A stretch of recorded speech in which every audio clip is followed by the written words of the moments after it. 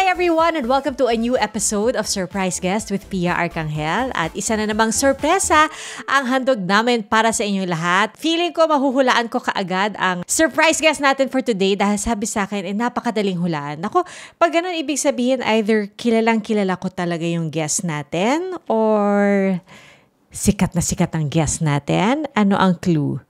Oh, wow! Naku, nakita. Alam ko na kung sino ang surprise guest natin. Pero babasahin ko yung clue. Ang clue natin is, sarap. Ping, ping, ping. Yum, yum, yum. Naku, iisa lang yan. Surprise guest.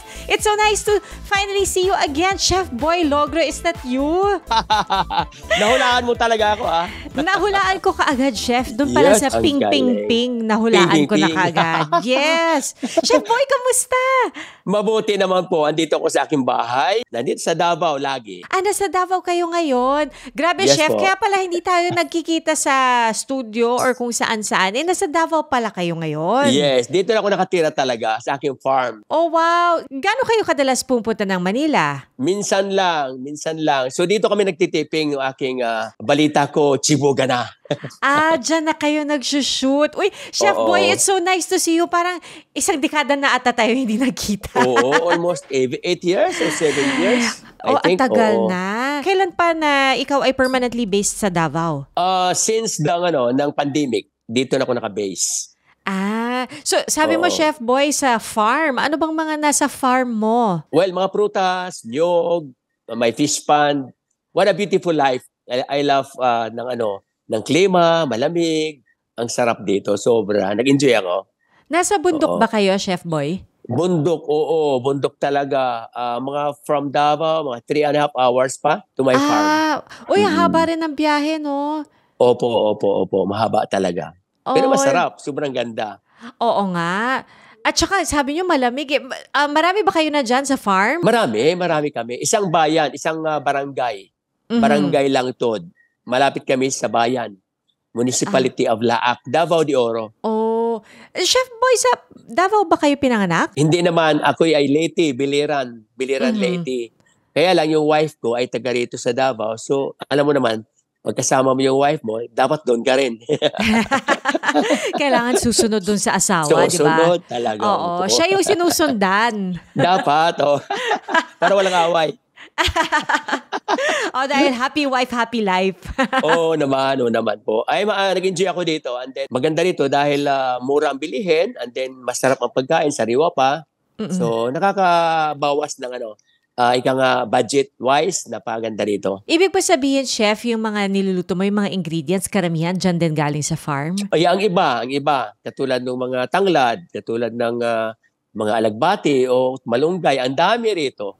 Kinukuha lang sa aking farm. Naku, alam mo, Chef, parang wala pang 5 minutes yung conversation natin. Wala ka pa nga ina-explain ng mga recipe. Parang nagugutom na ako. Ganon. Oo. Nakita mo lang ako, nagugutom ka na. Ganon na nga yun, Chef. Pag nakita kita, naalala ko lahat ng masarap na niluluto mo, nagugutom tuloy ako. Wow. Salamat naman. Napakaganda. So, Chef, kapag ikaw ay nasa farm, ikaw ba very hands-on? Ikaw ba nagtatanim? Chine-check mo yung harvest, yung ani ninyo? Yes, hands-on po ako. Nagtatanim ako ng kamote, nagtatanim ako ng saging, nagtatanim ng mais. Lahat itinatanim dahil po I have about 40 hectares ng farm ko. So, nag-enjoy ako dahil sobrang laki at kailangan mo gamitan mo ng sakyanan para bugwalin mo rin yung iba. Hindi po pwedeng lakarin. Naku, hindi mo kaya. Sobrang laki. Wow, napakalaki naman nun. 4 hectares or 40 hectares? 40. Wow.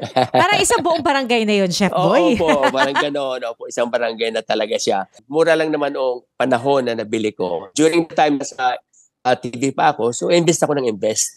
Pero Chef, yung mga inaani ninyo, binibenta nyo rin? Ang iba naman, binibigay. Sobrang dami, hindi kaya. Katulad ng rambutan, mga santol o lahat ng mga prutas ay ibinibigay ko na lang sa mga kapitbahay dahil hindi naman kayang ubusin sa dami. Wala kayong livestock? Isda lang ang meron? Mayroon din mga native chicken, then fish pond. Grabe, Chef Boy, hindi mo na kailangan mamalengke. Ay, opo. Hindi na kailangan. Pag nauhaw ka, kukuha ka ng buko, yung mga dwarf na mababa lang, pwede mong pitasin kahit nakatayo ka lang. So blessed naman. Blessed na blessed. Then I have my beach ako nabili, beachfront. Then Oo. may kunting jet ski. So, nag-enjoy talaga ako. Pag Wow! nasa beach ako. Opo. Na-imagine kita, chef, na nagja-jet ski.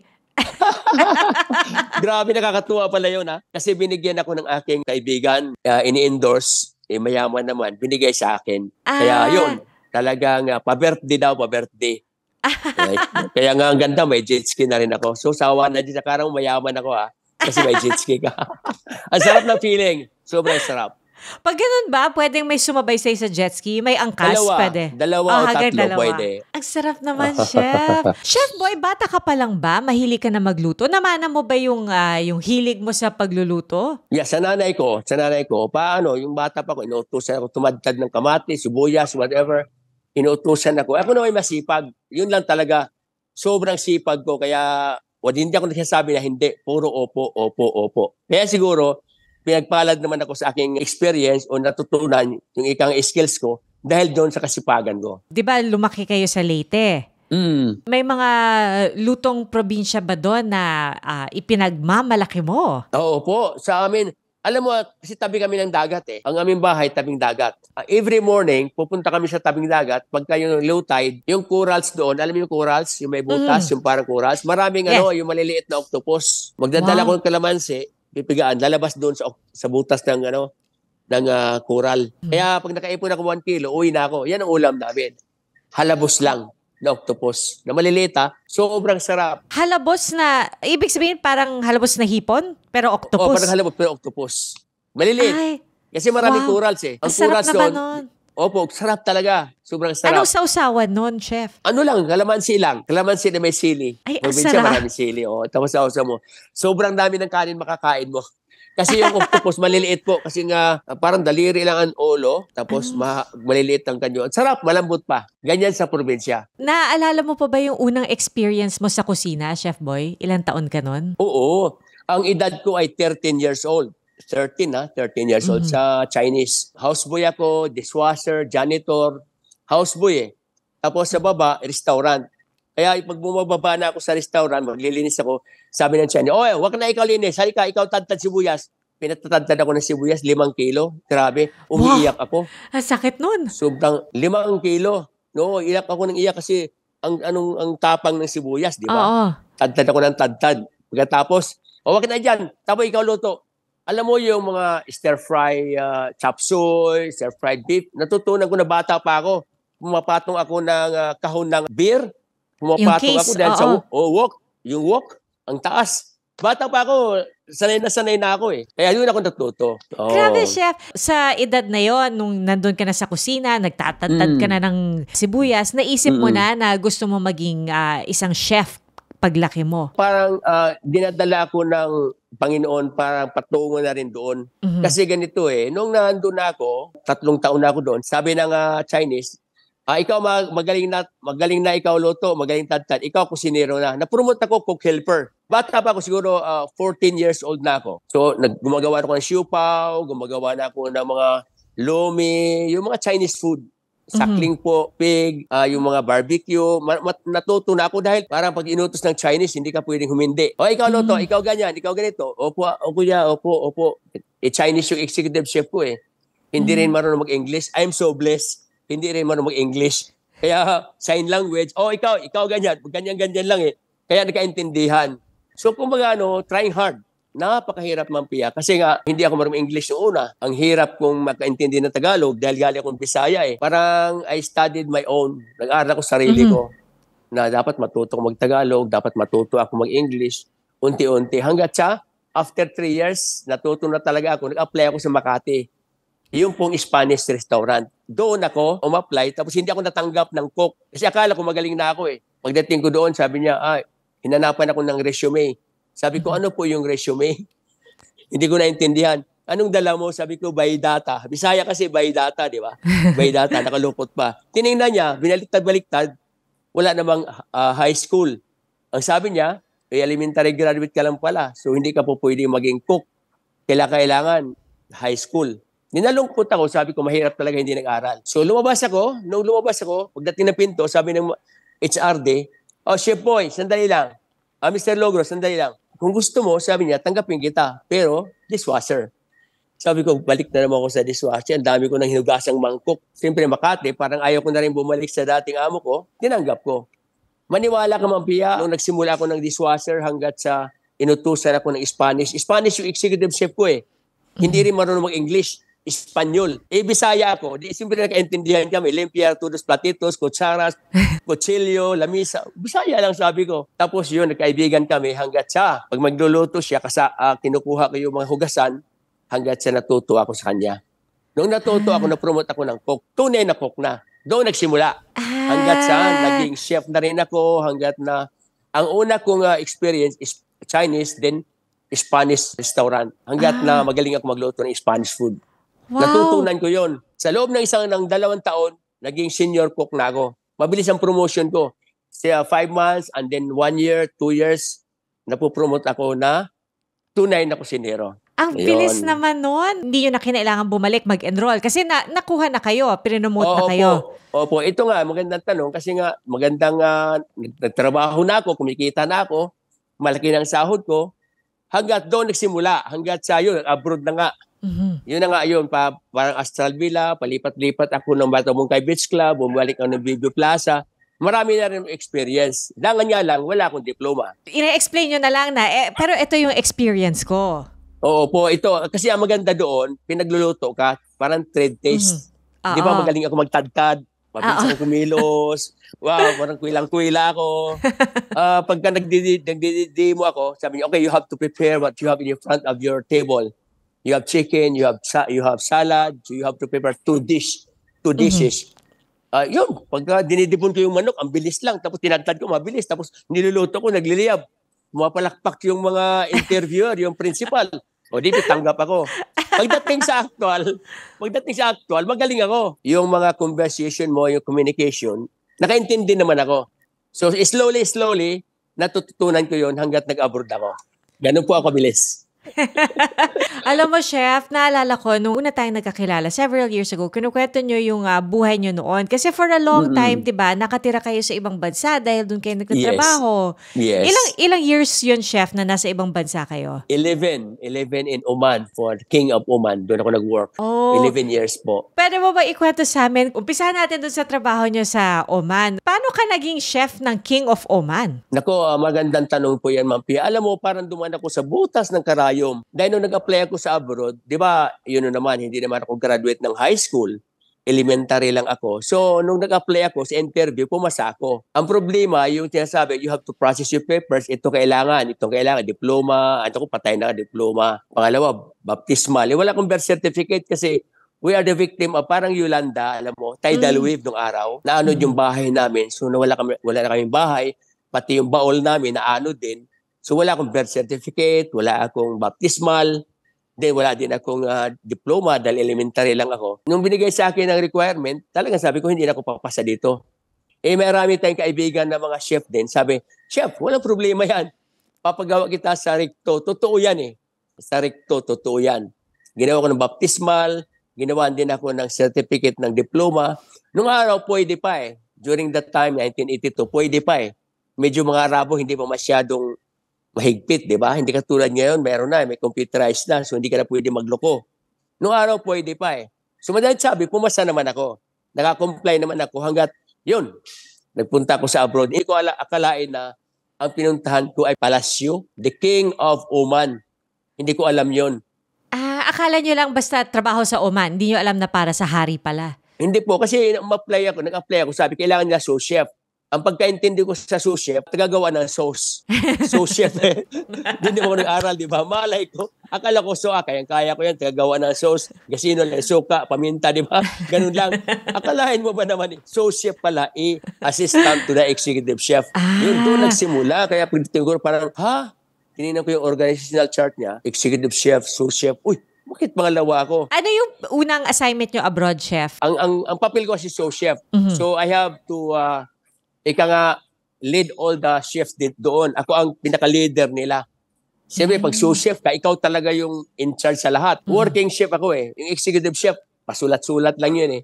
Ang sous chef talaga ang kagawa talaga ng mga dirty works talaga ako po yun. Mahirap makipag-communicate kasi mga Arabo, parang panibagong buhay ko na naman doon. Hindi rin marunong English, kunti lang. Kaya sabi ko, pareho lang din kami.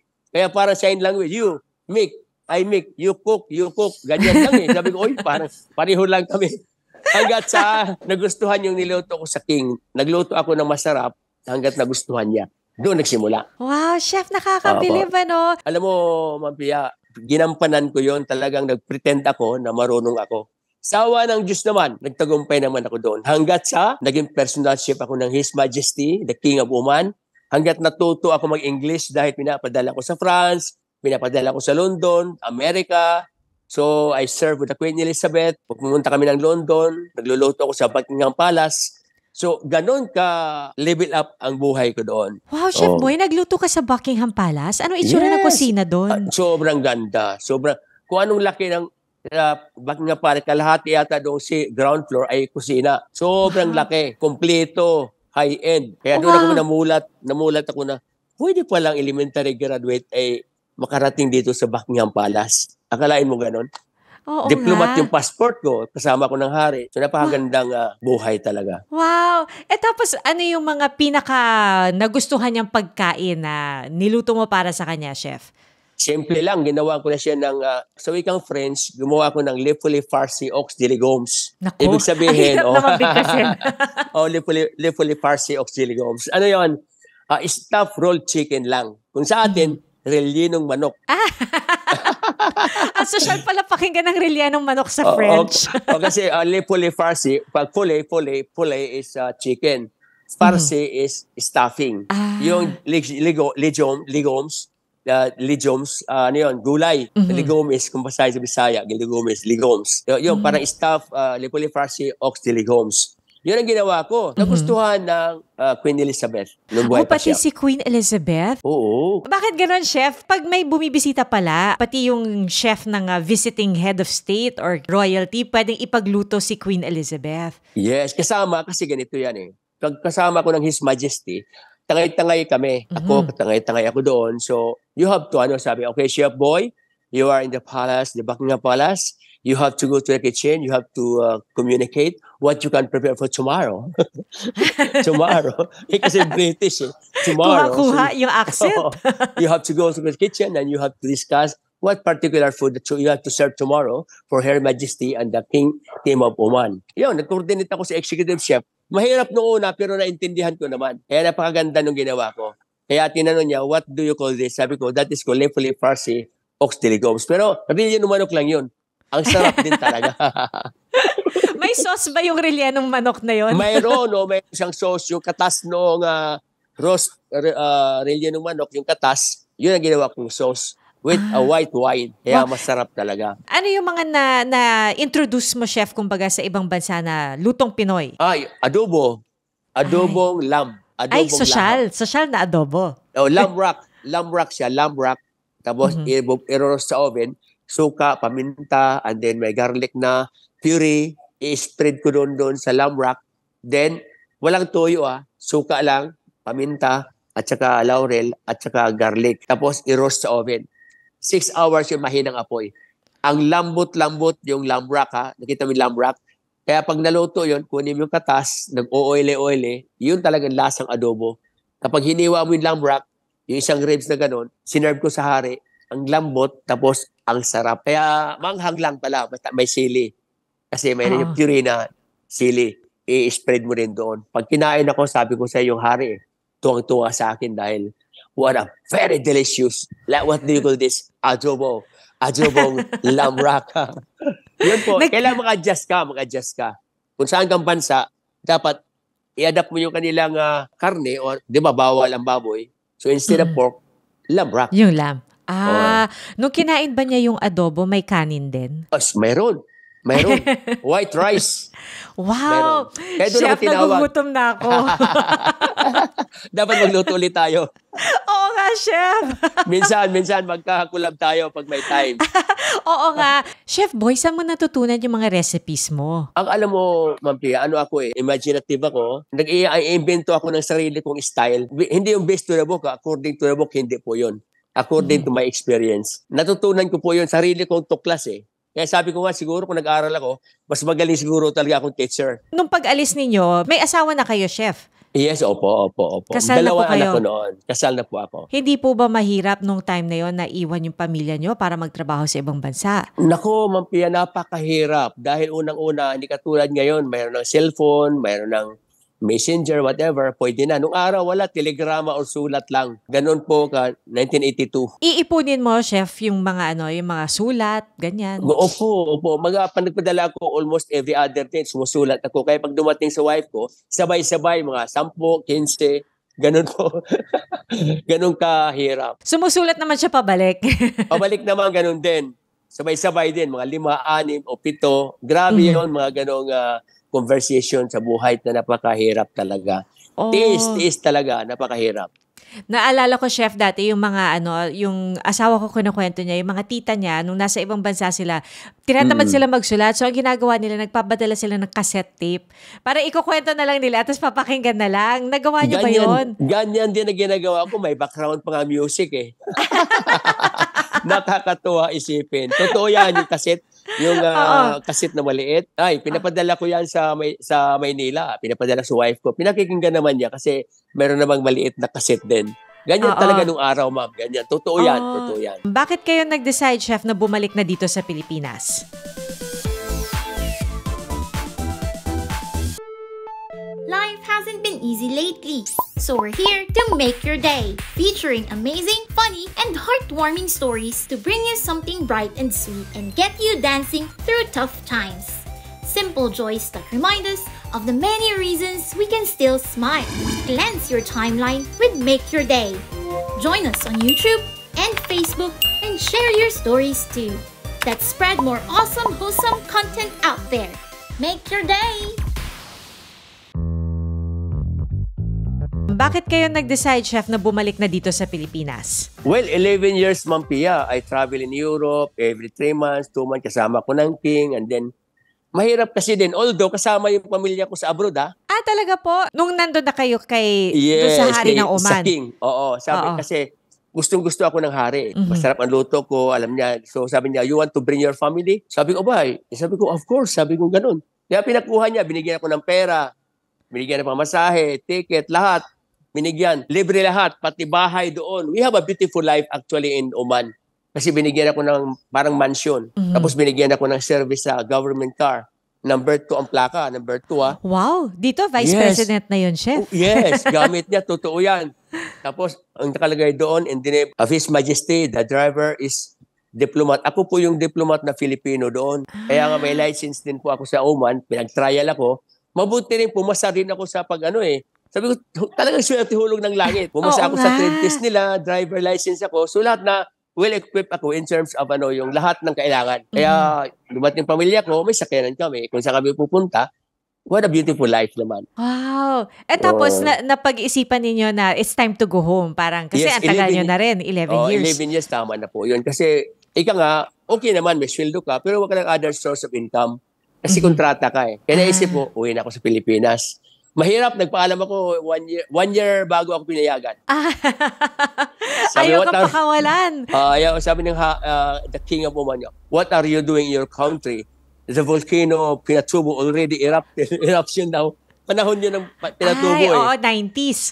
Oo, 90s. Sabi ko, well, I want to start my own a little bit business because sabi ko, my children, they are grown without father, so it's very difficult.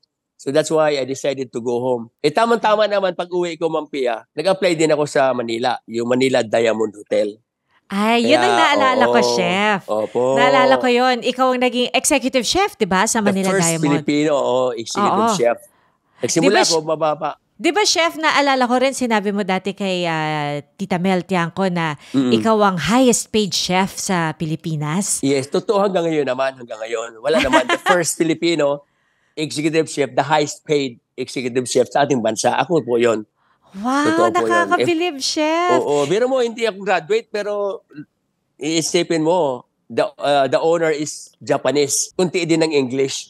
So parang sabi ko, ang swerte ko naman, bawat apply ko, hindi, may kunting problema din sa pronunciation, kunting English din, kaya nagkaintindihan. But, of course, may performance, yung sinasabi nating lasa at yung ginagawa ko, doon sila believe. Chef, hindi nyo ba nami-miss minsan yung pagiging isang executive chef sa isang malaking hotel or sa ibang bansa? Maraming offer sa akin. Actually, noon pa, daming offer. Ito nga, luluwas nga ako sa Maynila kasi mayroon ako consultancy sa Ilocos, isang hotel. Ako yung magbubukas. Pero hindi na yung magtatrabaho kasi niranasan ko na mahirap ang trabaho sa hotel. 24 hours kang on duty, on call ka parati. Doon ka nakatira sa hotel, so wala kang excuse na hindi ka iikot, magro-roving. Magro-routine ka, iikot sa mga outlet, titingnan mo lahat-lahat yun. Kaya mahirap din ang executive chef. Malaking sweldo pero matrabaho lang. Kaya lang sinasabi, kumbaga sa abroad ka, homesick versus dollar. Ito naman, pagod o kwarta. Kailangan sikapin mo rin. Sa walang Diyos naman, for 11 years sa Diamond Hotel, nakayanan ko yun, napagtagumpayan ko yun. Ito na nga hindi ka na nga graduate, executive chef, hindi ka pa magsikap. So yun ang lagi ko sinasabi. Kahit mga estudyante, pag nag-speaker ako, sinasabi ko sa kanila, you are so blessed that your parents, you have money. They are sending your prominent universities na katulad nito, halimbawa St. Paul o ano man yung universities. Unlike me, elementary lang ako, pero ito narating ko, executive level. So bihira po yun. Wow! Nakakatuwa, Chef. Yung mga anak nyo po ba, mahilig rin magluto? Meron ba sa kanila na sumunod sa yapak ninyo? Yes, hindi lang talagang sumunod, kundi lahat sila kusinero, chef lahat. 4 sila anak ko, puro chef. Panganay ko, pangalawa, pangatlo, pang-4, puro kusinero. Wow, lahat po ba sila nasa Pilipinas? Ang dalawa nag-abroad. After mga 7 years, 8 years, tama na, dito na sila sa Pilipinas. Okay. Yung bunso ko, hindi naman babae si Matet, nandito naman sa Pilipinas yun. Okay. HRM naman yun, HRM. HRM ang kanyang kinuha. Yes, opo. Wow. Nako, chef, paano yung si Mrs.? Well, nagluluto din ba siya? Oo, ang wife ko masarap magluto. Kasi hindi ka pwede mag-complain, awa yun. Kung niluto niya, masarap, sobrang sarap, di ba? Never, walang complain. Laging masarap. Pero masarap talaga magluto ang wife ko. Dapat lang na pag nagluto ang asawa mo, purihin mo. Kasi pagka hindi mo pupurihin, pambihira naman, nag-effort na nga siya, tapos daming trabaho sa bahay, pipintasan mo pa. Ako naman hindi, ganon. Even though chef ako, pero consider na wife ko, talagang kailangan bigyan mo ng support sila dahil ang daming trabaho ng ating asawa. Wala kami katulong Kayo lang nasa bahay, chef? Opo, wala kami katulong. Ito, bahay ko to Nako, ang laki-laki ng bahay ninyo, chef. Para nakikita ko, ang laki ng bahay. Opo, ito po yung retirement na bahay ko. This is about 2,000 square meter. May function room, may guest room. Malaki po to. Talagang ito yung nag-artista ako at sa abroad ako at nag-executive chef ako para masabi lang na, wow. Kaya marami akong kusina. I have 4 kitchen. Wow, 4 na kusina nyo sa bahay. Ano pagkakaiba ng 4 na kusina? Ito pang pamilya ko, yung pang araw-araw, meron naman sa baba, yung pang demo. Kasi di ba school ito, eskwelahan. Ginawa ko ng bahay kasi di ba sinirado ko na yung school ko. Bahay na lang ito. Okay. Yan ang pakalaki. Opo. May isa ka pang kusina pang shoot. Mayroon pa, yung doon sa aking farm. Doon kami nag-shoot. Yung sa Sibuga na, yung ating kabalita ko. Doon kami nag-shoot. Sa mga kabalita ko. Sa 5 hectares naman yun. Sa 5 hectares doon po. Grabe, chef. Naku, sana makapunta kami ng Davao, chef. Bibisitahin ka namin, ha? Oh, let me know. Dito, mag-collab tayo. Sa aking, sige, chef. Yes, welcome. May guest house naman ako. Pwede naman kayo matulog overnight. Opo. Ganyan naman ginagawa ng GMA. Pag pupunta yung mga crew, yung mga director, dito sila tutulog. O kasi malayo din ang biyahe. Opo, malayo din sa Davao. Oo.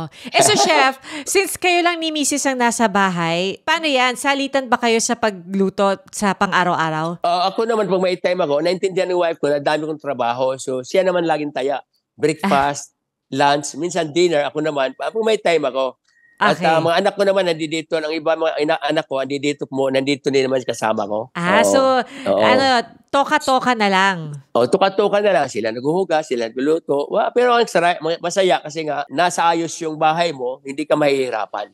Maluwang, and then, andyan lahat wala ka nang iintindihin. Chef Boy, pag nasa kusina ka, meron bang mga bagay sa kusina na ayaw mong gawin? Yung parang, kung pwede hindi mo gawin, wag mo nang gawin. Yung ako naman kasi, ang una ka pinakamahirap, yung maglilinis ka ng kalan. Kasi ang kalan ko mabibigat, yung heavy duty, hindi heavy yung duty. gas stove. Pag tinanggal mo kasi bigat talaga noon. Yun, minsan binababad ko lang muna for the overnight.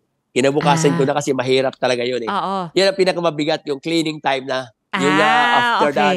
lahat linisin mo, lahat, pati ref, linisin mo lahat. Yun ang pinakamahirap. Pero kaya lang, obligation ko pa rin eh. Hands-on ako eh. Kailangan linisin eh. Hindi po pwede na. Ayaw ko pa naman yung may guest ako tapos marumi. Gusto ko Oo talaga nga malinis. naman.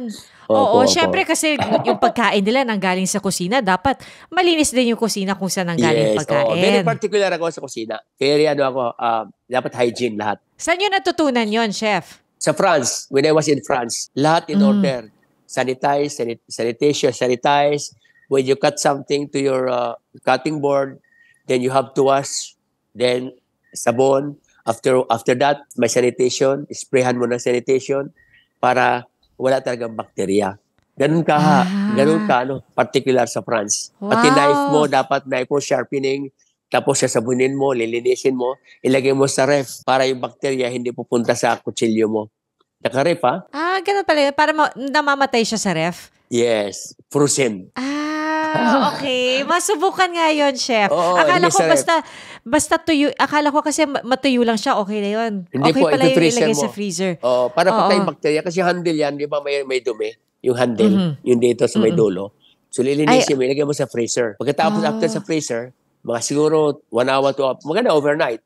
Dahil patay na yung bakterya. Then use it again. Okay. Ganun po yun.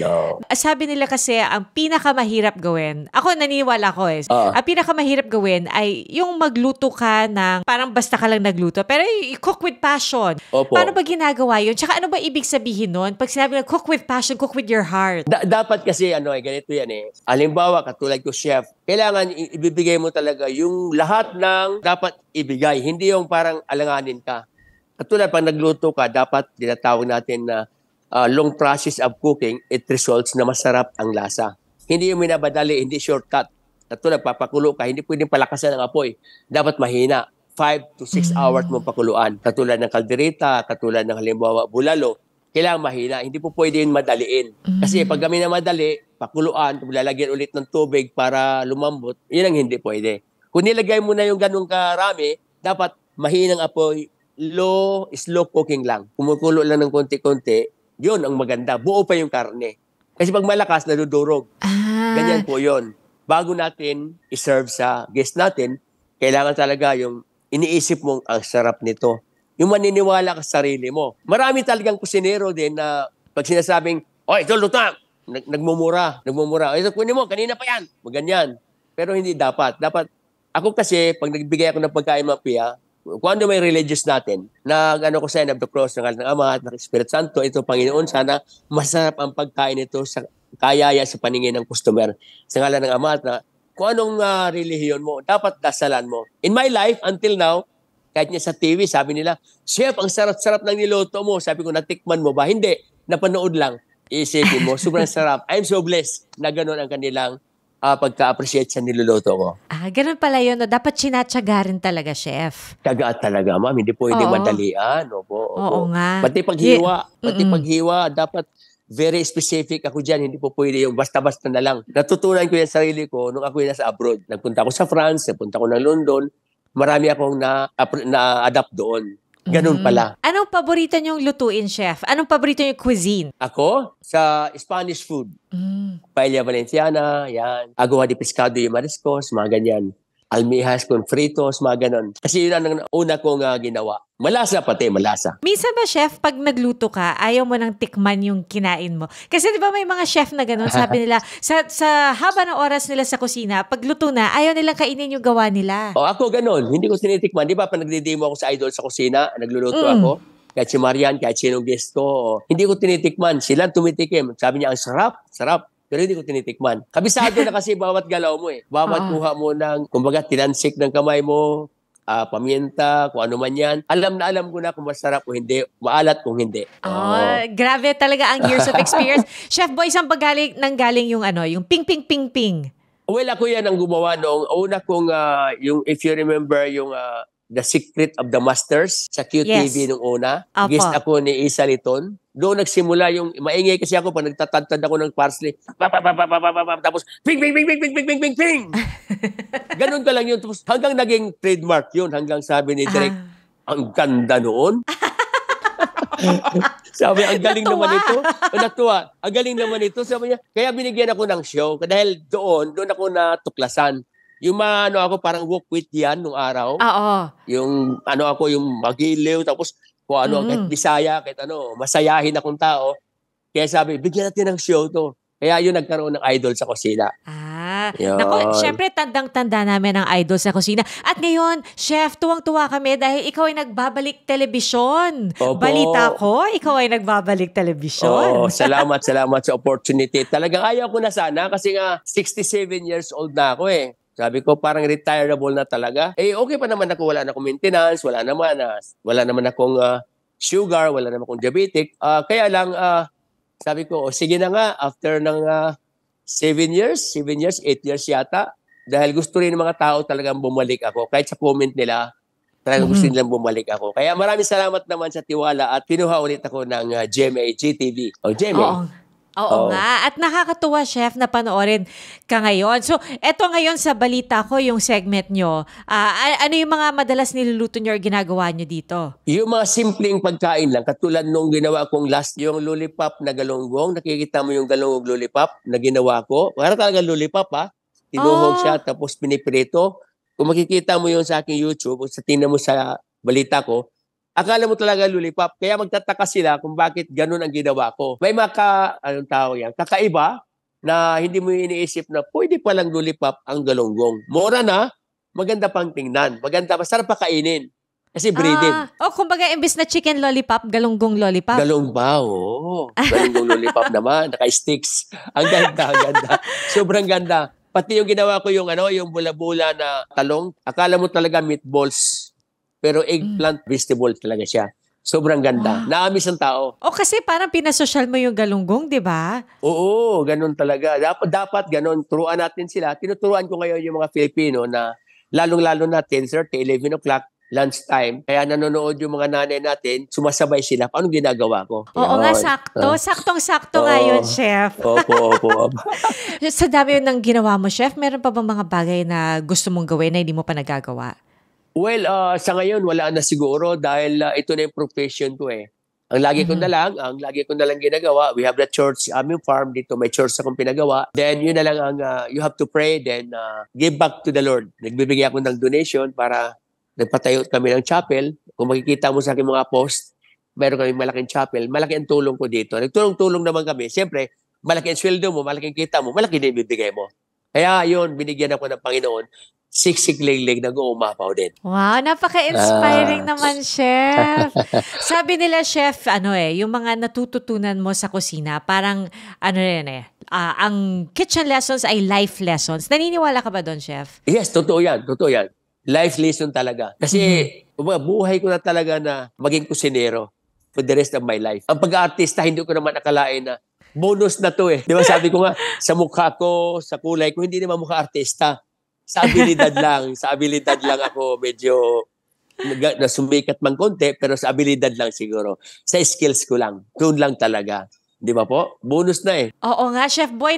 Isa ka talagang napakalaking inspirasyon para sa aming lahat. Nakakatuwang pakinggan yung kung paano ka nag-umpisa bilang isang chef. At ang pinakamahalaga na hindi na hinto dun sa kung anong nakuha mo sa pagiging isang chef, kundi kung ano yung ibinabalik mo sa kapwa. Yes, diba, Chef? Totoo po yan. Dapat ganoon talaga. Hindi yung ikaw ni ikaw lang. Wala naman iiwanan natin lahat yan eh. Wala, iiwanan natin. Tenant lang tayo sa mundong ito. After how many years? O ano man? Wala na. Parang generation by generation lang. Dapat mayroon kang legacy na naiwan.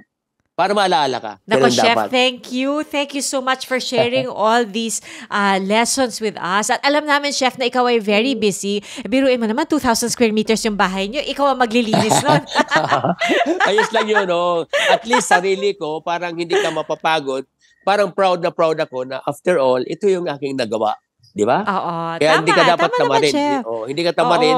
lalo akong ginaganahan. Ito pala yun. Wow, after all, ito yun. Di ba? Ganon yun. Oo nga. Oo. Oy, Chef, bago natin tapusin ang ating kwentuhan, okay lang ba maglaro tayo? Isang maliit na, mabilis na game. Okay. Meron kaming inihanda. Ano lang siya. Actually, Q&A game lang naman ito. Okay, wow. Okay, Bakit hindi pero... ko masagot yan? Ay, nako, Chef, kaya mo itong sagutin. Okay, sige na. Ang gagawin mo lang, Chef, i-describe mo lang yung emotions mo sa pamamagitan ng mga dishes, okay? Kumari, eto, Chef, ang unang tanong namin, anong iluluto mo para sa isang taong in love? Bigyan mo siya ng seafoods. Halimbawa, tempura. Hindi ba mahirap gawin ng tempura? Pagka binigyan mo, sweetheart, darling, tikman mo to, napakasarap, di ba? Kailangan with feeling. Tempura, kasi pag kinain mo, tumutunog yung crunchiness niya. Wow. Parang maramdaman mo, di ba?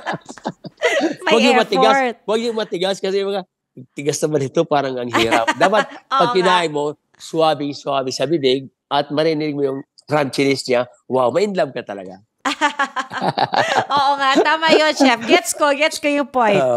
Eto, Chef, ano naman ang iluluto mo para sa isang taong malungkot? Wow, bigyan mo siya ng sabaw. Yung tinatawag na hot sour soup. Hot sour soup, yun sa Chinese, di ba?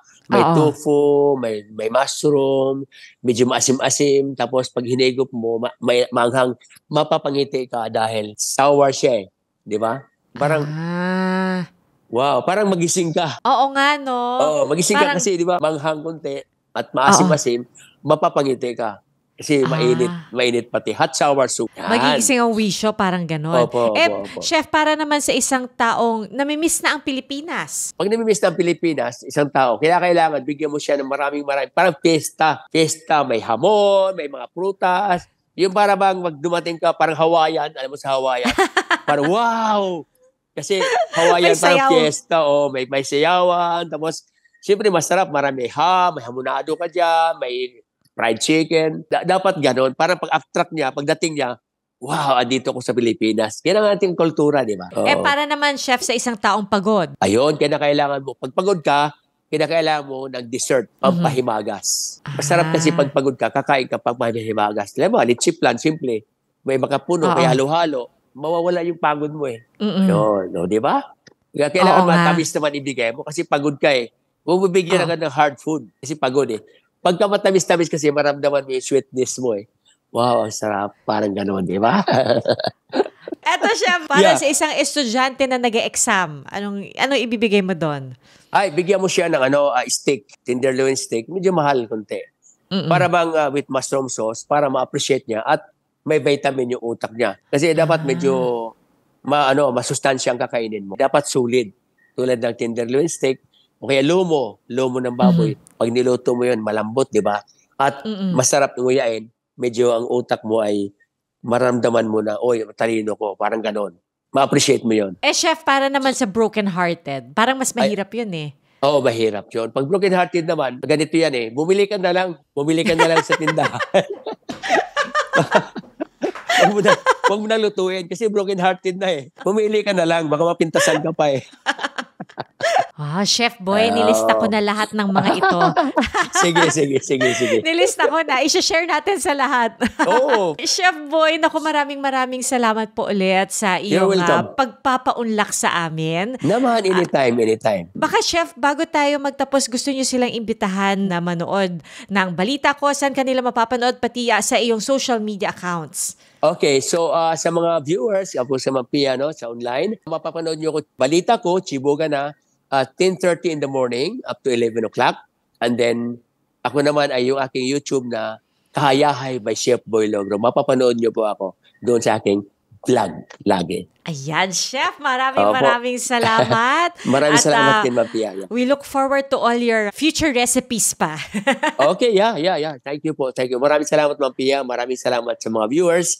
At maraming salamat din sa tumatangkilik ng inyong programa. Thank you, Chef Boy. Thank you, Ma'am Pia. Bye-bye po.